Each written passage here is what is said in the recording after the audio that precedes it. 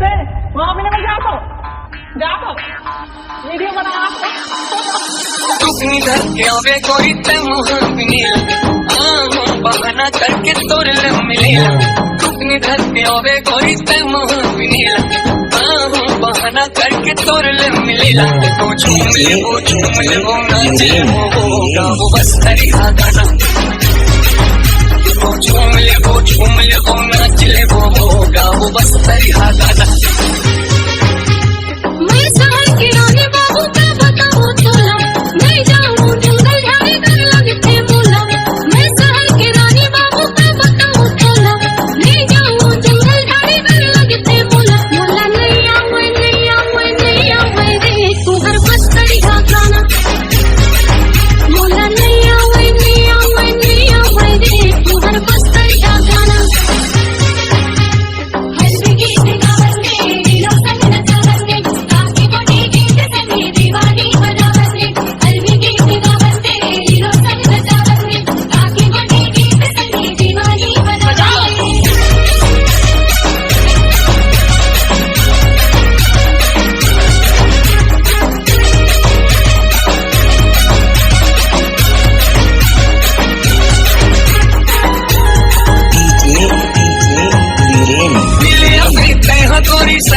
संगे साथी नहीं है बोलो कैसे आऊं बेहा रास्ता मोर देखत रही मिल गया हूँ मैं जोड़े जागो संगे दोनों जान बैहा की खोज ले पाते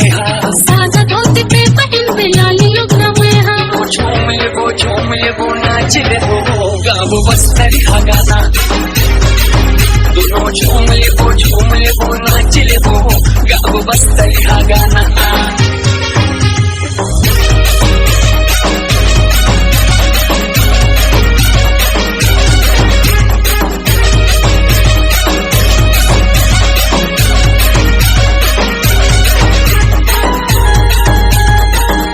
मैं गरीब बस तरीका शहर के रानी और मोर बन जाए मैया के कहानी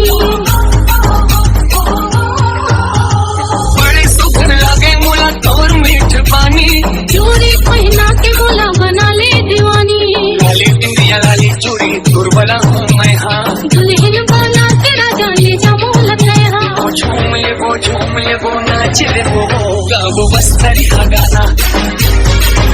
दोनों झूम ले वो नाच ले वो जी गा के बस तरीका गाना वो झूम ले वो नाच ले वो गाओ बस तरीका गाना दोनों झूम ले